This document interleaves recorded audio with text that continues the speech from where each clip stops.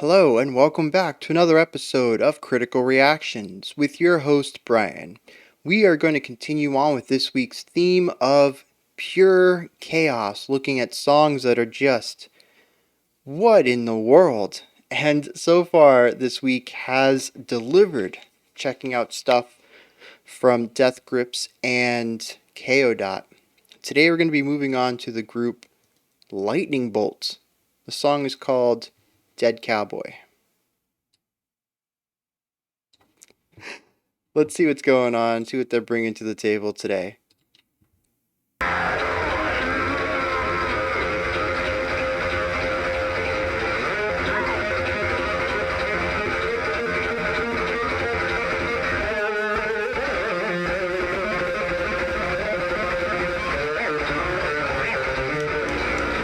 Ooh.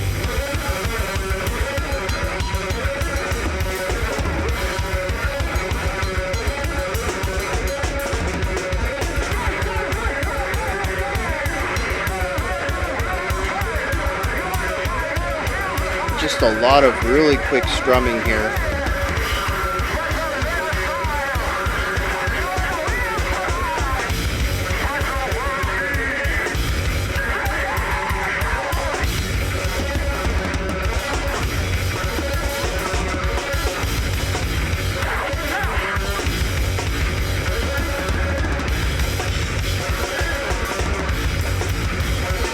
Very noisy, highly compressed, very muddy production.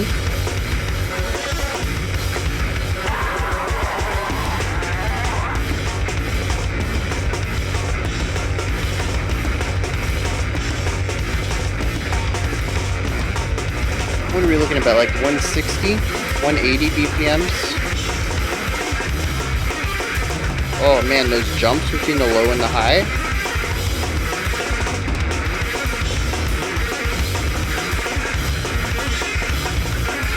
Oh, I was short. We're over 200 BPMs. Dang.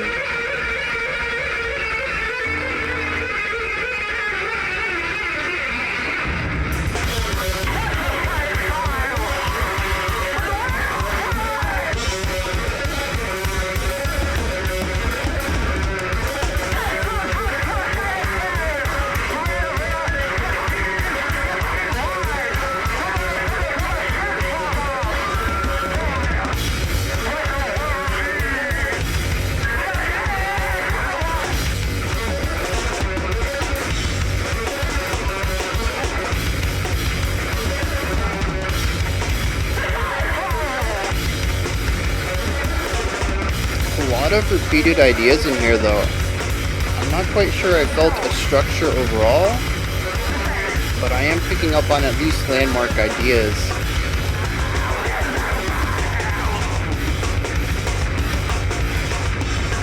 Got that open snare in there to bring that extra noise.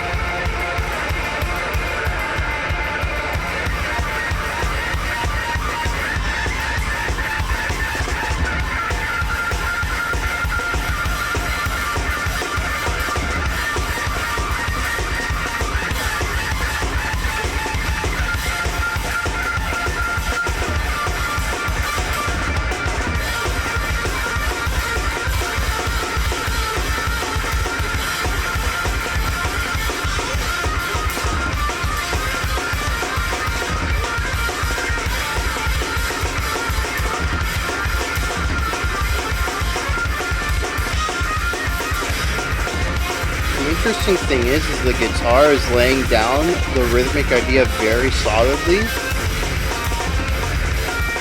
So So when the drums get all chaotic like this and really put some syncopated accents in there, the guitar is our rhythmic instrument.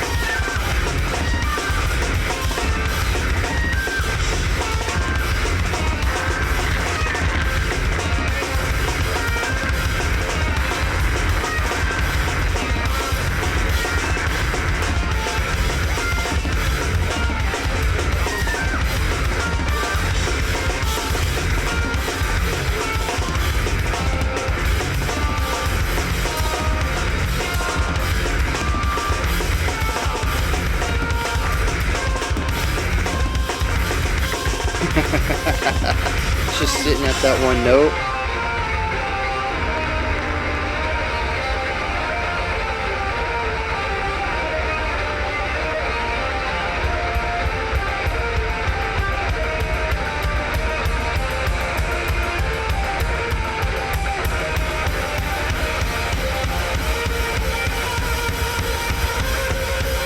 Really pushing this lead in as well.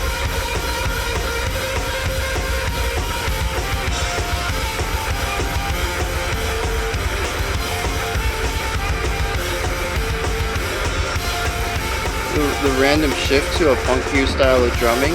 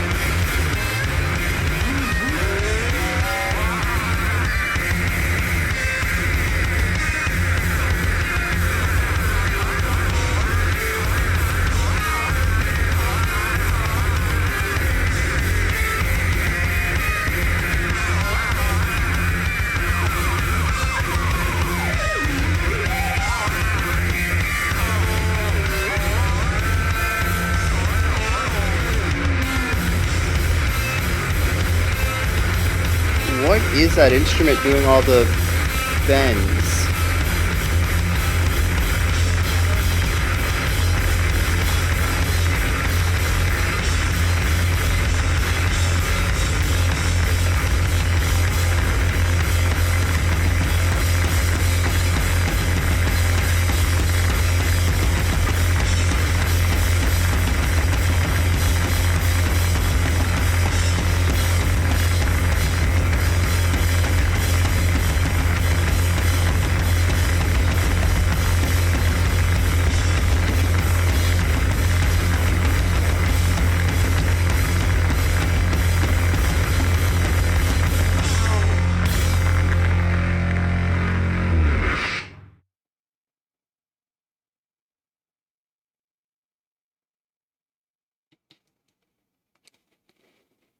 You know, when I talk about contrast, and I always bring up, you know, I always bring up like what I call the quintessential uh, example, which is volume or intensity. I think either one of them are fine.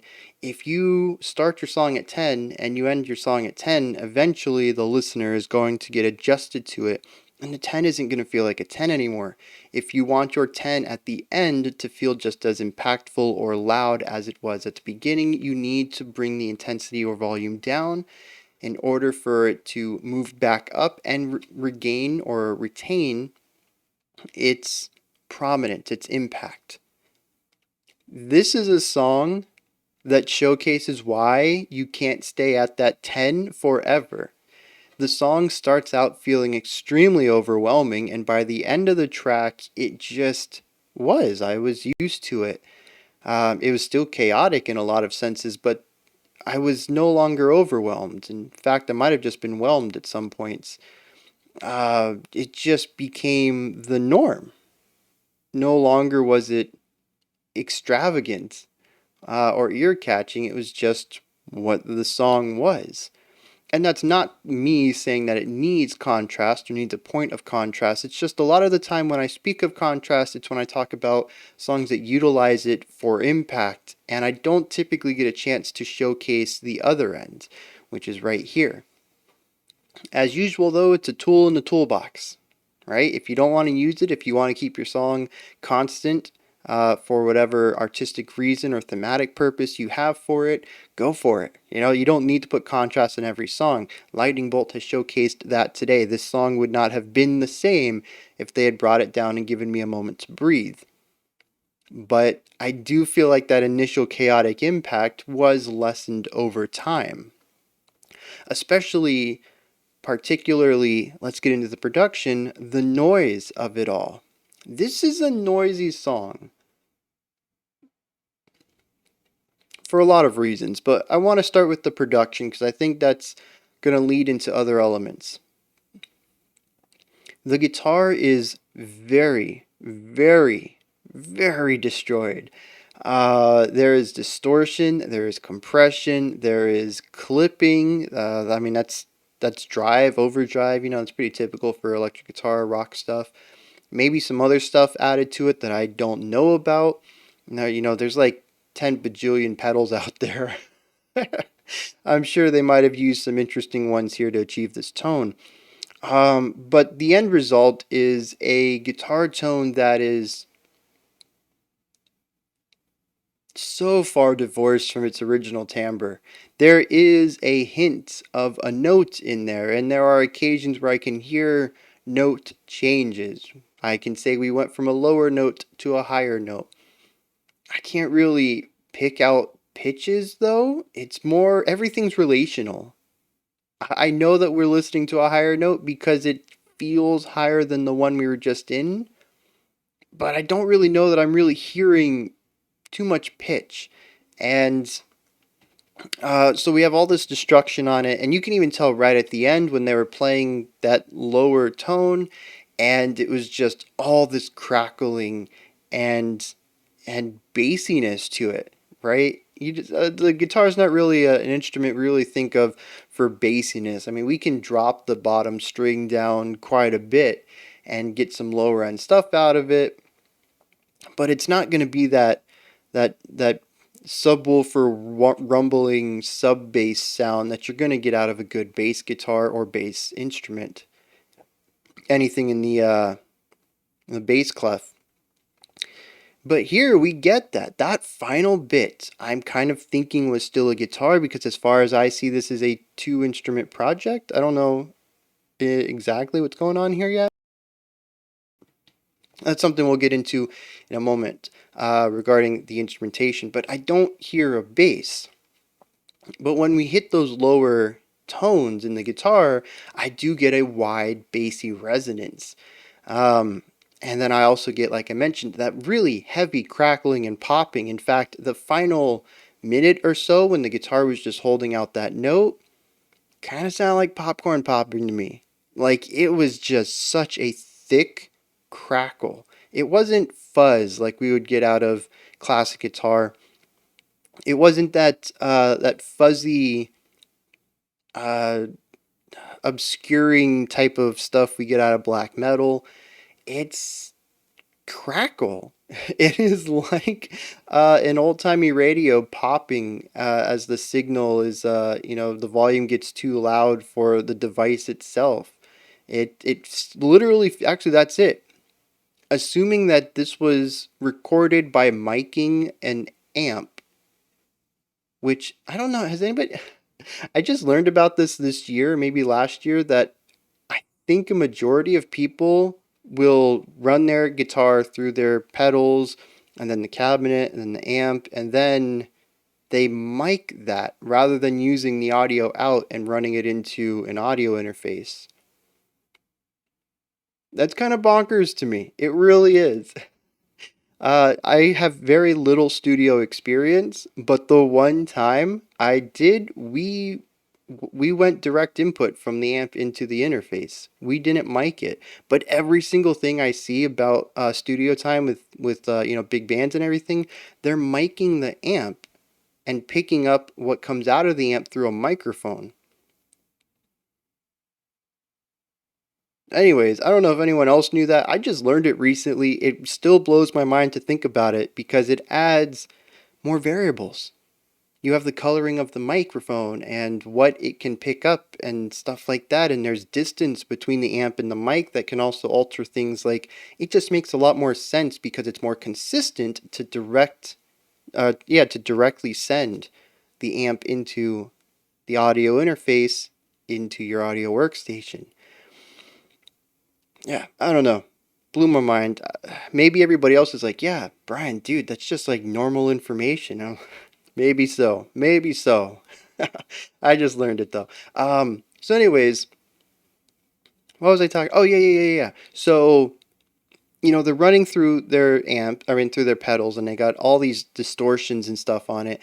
And then they run it to the amp and the microphone picks it up. It almost sounds like they're intentionally driving it past into the clipping realm of the amp and then also clipping with the microphone. It's too hot of an audio signal for the microphone, and they're taking that destruction as well. It's If they're doing that, it's actually kind of genius, but that would be how I think they're getting all that extra pop and crackle on it. It is not your typical overdrive. It is more than that. And like I said, I'm not sure entirely how they did it. That would be my guess. But that's just because I don't have a lot of experience with guitar pedals and especially overly distorted sounds like this. Like I said, maybe there's a pedal that just does it for you, that puts those pops and crackles in there rather than a fuzziness. I honestly don't know. But it's so extreme. It stands out to me so much, and I love that they put that there at the end, just holding that note out so I can hear it and really listen to all of its characteristics and eccentricities. It is such a strange sound. It is simultaneously very guitar like, but also very destructive and has a lot of bassy low end to it that, I mean, I don't know. If it wasn't for the fact that earlier in the song we had heard the guitar jump between this tone and other tones, I would probably have guessed that there is another instrument here, either a double tracked guitar or a bass guitar that helps fill in the lower end element of the spectrum. But after listening to the way the guitar jumps around and the way that the tone changes depending on the pitch of the guitar, I'm kind of sold that this is just one guitar with a huge spectrum on it as far as the EQ goes. And it is just this bonkers sound of huge weight. Part of that weight, though, also comes from width. This is a very wide guitar tone. And this width is also applied to the drums, albeit in a different way. The drums are a bit drier, but they do kind of extend a little bit further out. I don't think it's technically a width thing. I think it's more of a spacing out of the specific the drums themselves across the sound sphere. But interestingly, despite it feeling wide, it's also super compressed. It is very dry. It barely has any reverb at all. We can hear this most prominently in all of the snare and bass ideas. The bass is very muddied. The bass kick, I mean. It's very muddied. You get the thud, and then you just kind of get just a lot of bleh around it. You really don't get the sharp hit from it either. It's sort of just this wide wood. I don't even have a technical term for it. Like, a lot of the time when we're talking about the ways sounds sound, we tend to think about harder sounds like t's and softer sounds like does, right? Some t's, some d's. Sometimes we'll bring in l's, la la la la la, just a really soft attack there.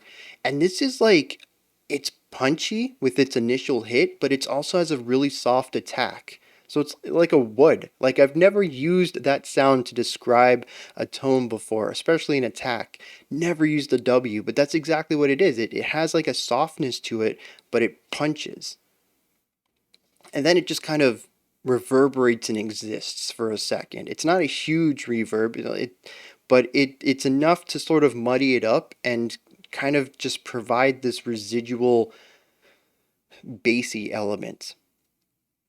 The snare, like I said, though, is super dry. You basically get the crack, and that's it. And that's only compounded by the fact that the few times I really focused on it, they had the snare turned off, which is like these strings of beads that run under the snare and rattle against a bottom drum head when you hit it. And it's what gives the snare its distinctive sound that's different than a tom, sort of the dryness that a tom has. And you can basically, we call it turning off the snare. You can basically relax the strings so that the beads don't bounce against the bottom drum head and you don't get that rattle underneath anymore. And that's what was utilized here. It makes it a very dry, immediate sound. You get the crack of the hit, and that's really it. And then, like I said, it's super compressed as well, so you're missing a lot of the color and personality of the drums. And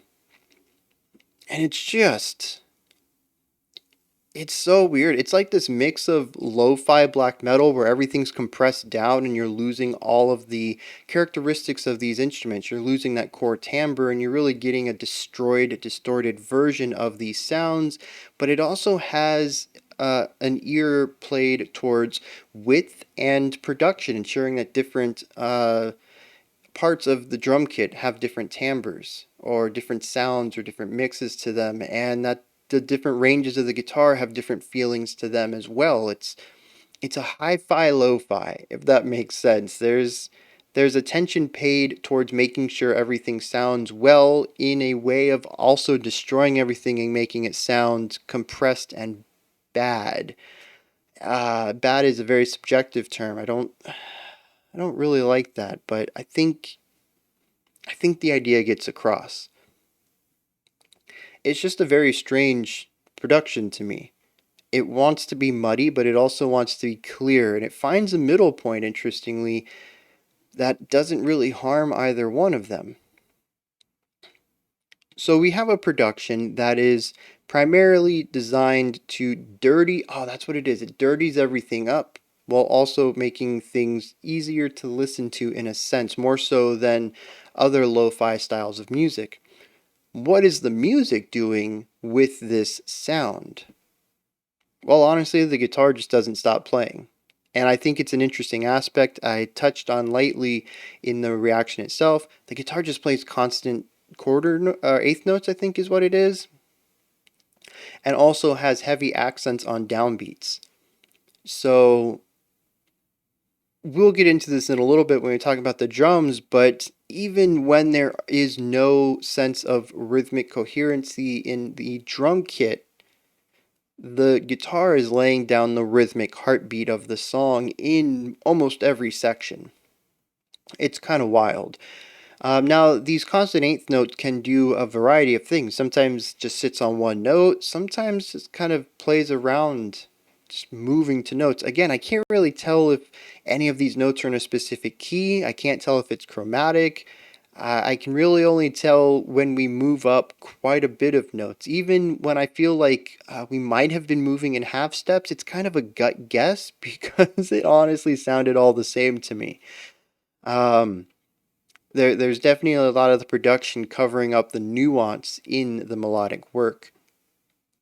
But there's definitely parts where we hold a note and just, keep strumming, tremolo picking style, sitting on one note. Other times there is some sort of melodic movement. There's ideas that loop back and forth.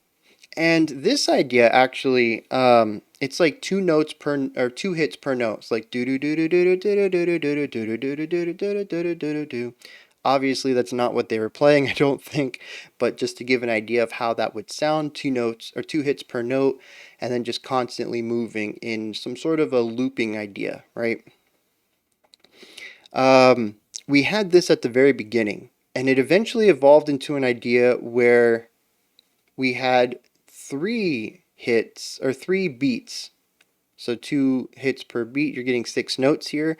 So we got do do do do do do, and then we move down into this super low note that's way below everything else, probably an octave under where we started. And this is where that super bassy sound comes in. And this is something we hear a lot throughout the song is sort of movement around a higher range and then just laying into something a bit lower. And this back and forth. And this even has ideas that get uh, variations put upon where I just mentioned that we have 3 beats and then the drop, and later on we'll hear 2 beats and then 2 beats of the drop. So they do a little bit of variation between how this lower end and the higher end ideas work against each other and what kind of weighting they have within a looped phrase or a riff. And that's pretty much everything the guitar does. Constant eighth notes all the time and playfulness between a higher range lick, so to speak, and a lower range just note, just bottoming out the song basically. And it's the same note that they hit at the end of the song and held out. It's almost like the entire song bottomed out at that point and just ground to a halt. Whereas earlier in the track, when they would introduce this note, it was more of a temporary, hitting that rock bottom and then jumping back up to what they were doing. Maybe there's more things going on here.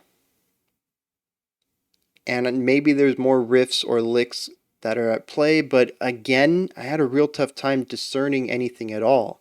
Really, all I picked up on, like I mentioned, was these huge shifts in pitch. Those are the things that really stood out to me. And I started to see a pattern in that where we explored this idea once again of all 4 beats being dedicated to this higher idea, then just 3 beats, and then a low note, and then just 2 beats and 2 low notes. I heard that pop up at least 3 times across this song. But given that it's an 8-minute song, there's probably some sections I completely missed, either just because I don't remember them, they didn't stand out enough, or that I couldn't catch on to what specifically it was doing, so I just kind of lumped it into one of the other categories. This is definitely something that I'm going to have to get an ear for, which might come through repeated listens or just continuing to listen to music with heavily distorted guitar work. But this is not something that I can be like, oh, another listen or two, and I'll figure out what's happening. It's not hidden puzzle wise like that within the music. It's literally hidden in the production. It's got to be something you get an ear for. So yeah, that's kind of where I'm at with that, with the guitar work. The other instrument I heard primarily were the drums. They were interesting because occasionally they would come in with something rhythmic, still not simple. Although we did have that punky idea there in the middle, but usually something a bit more on the technical side, playing around with syncopated accented beats. Sometimes it would line up a bit with what the guitar was doing, and they would create a semblance of groove, but a lot of the times the drums would come in and actively fight against what the guitar was laying down rhythmically. And like I mentioned, the guitar was pretty much laying down the beats themselves. So the guitar work was meant to push against the heartbeat of the song and make it feel disjointed and wild. And it does a pretty good job of that. However, given its compression versus the guitar's dominance, I never really found a point where I was like, oh, where's one? What's happening here? I don't understand rhythmically what's going on. I always felt that 4/4 pulse coming from the guitar, and it was typically easy, even if I got lost for a moment, to find that downbeat, the beginning of a bar, back, getting that one back again. So this was not a song, at least to me, that was chaotic on a rhythmic level as far as time signature and trying to figure out where I am in the track. The chaos basically comes from noise. The song is 4/4, easy to follow along with. There's just a lot of noise, and a lot of that comes from the drums. One part in particular I think I pointed out for just being bonkers was a section that was full of what just sounded like random hits that always seemed to gravitate back to these snare rolls. 3, 4, 5, 6 snare hits in a row, followed by a couple of cymbals, and then like a hi-hat, and then like some toms, and back to the snares, and a tom and a cymbal, and back to the snares, and then, a crash, and then back to the snares. And it was just like these quick stream of consciousness ideas punctuated by varying lengths of quick snare rolls. I mean, these snare rolls were probably looking at 16th beats or 16th notes. Um, and it was just like bonkers all over the place. And the snare hits, of course, at least to me, the first one was always a sort of punctuation. It was an accent, and it did not always accent the downbeat. And that's what allowed it to push against what the guitar was doing. I cannot imagine what this would look like on sheet music. To me, this is all about feel. Might not be necessarily improvised, but the drummer, I don't think, would put this down on sheet music. It's just how they feel the section to evolve. And they just really, really get it. It's not something I would want to write on sheet music. It is an exceptionally complex section. Um, And then the only other part of the drums that I remember doing something different was the punky section, which sort of uh, lined up with the guitar's idea of emphasizing the beginnings of a bar, beats one. Actually, no, every beat. Yeah, that's what I've been saying. I don't know why I switched that up. Yeah, the guitar emphasizes every beat. So the drum in this section, how a lot of punk does it, emphasizes 1 and 3 or 2 and 4. I can't remember which one it was.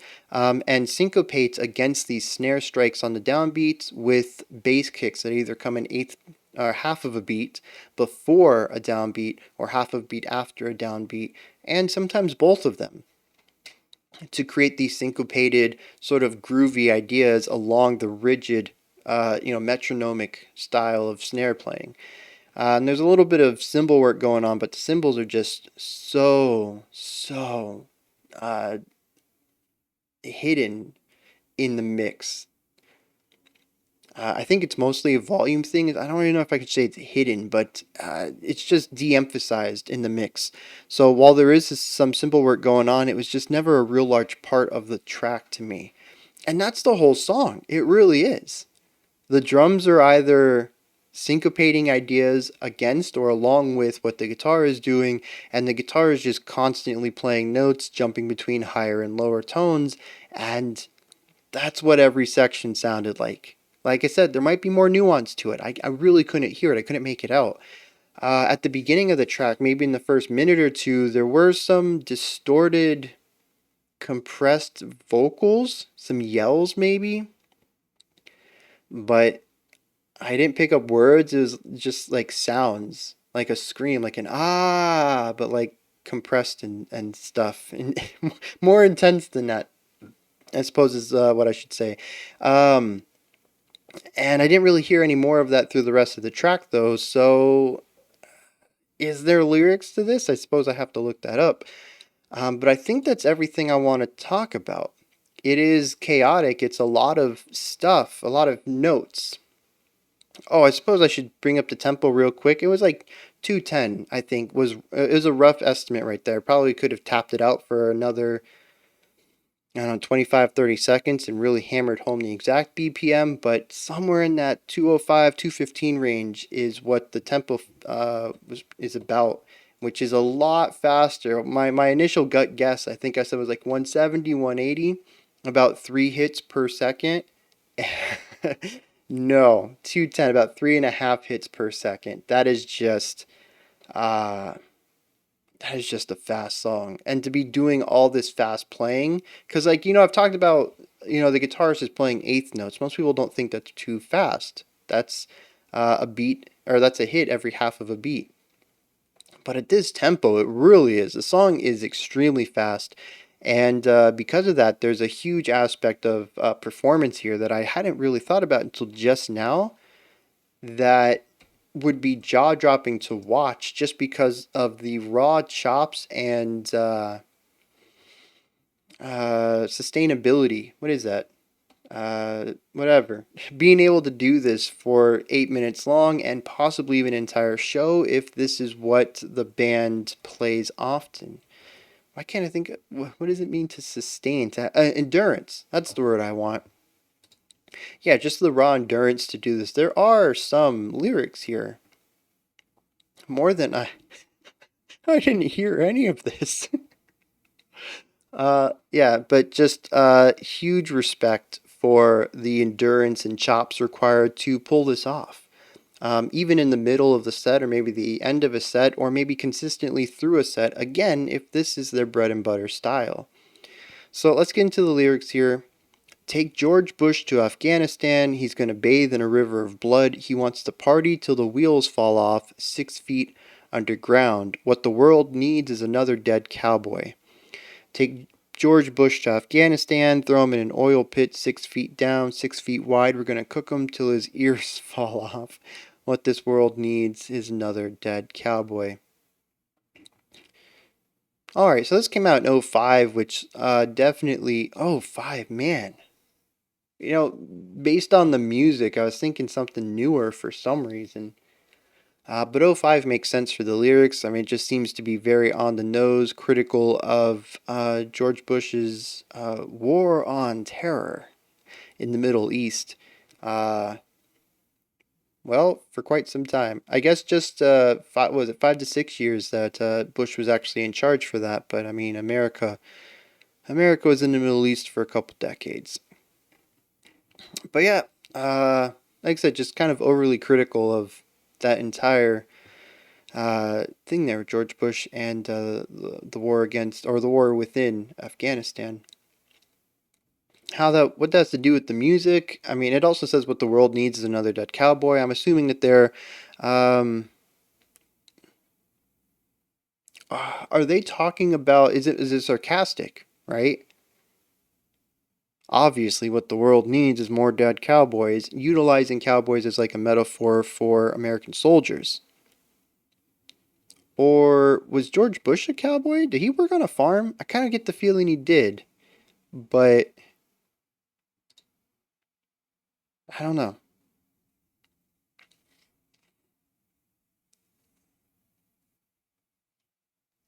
I don't, because it could be played straight if so, and it was calling for George's murder. Well, I mean, it is actually. It said throw him in an oil pit and cook him alive. So, I mean, the song did outright call for his murder. It could also be a double meaning line as well, where it's sort of sarcastic in one way, saying, yeah, what we need to do is send more of our troops to die, and then another is to say that we do need uh, to toss this guy in an oil pit. Um, I don't know. I don't know. I can't remember what George did before being president. All I know now is he paints. I don't know why that's the only thing I have associated with the dude. But yeah, so like I said, lyrically it's pretty on point. Musically, I mean, I don't know. I suppose any war is going to be chaotic, in which case the music kind of fits along with that, but it's not really talking about the war itself, in a sense. It's not like it's a song about being a soldier in combat, which I think a chaotic song would do a great job of auditorially being a metaphor for. Yeah, I don't know. I'm kind of torn on that one too. Like, I can kind of see some cohesion here, and then the other side of it just kind of feels like this is the music they make, these are the lyrics they want to put in it, and they have nothing to do with each other. Regardless, though, those are my thoughts on Dead Cowboy from Lightning Bolt.